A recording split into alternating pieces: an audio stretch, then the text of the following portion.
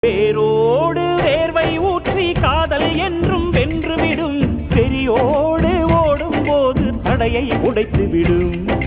கடல் நீரை தேக்கும் போது உப்பாய்த்தானே மாறிவிடும். கண்ணீரை தேக்கும் காதல் முத்தாய் மாற்றிவிடும்.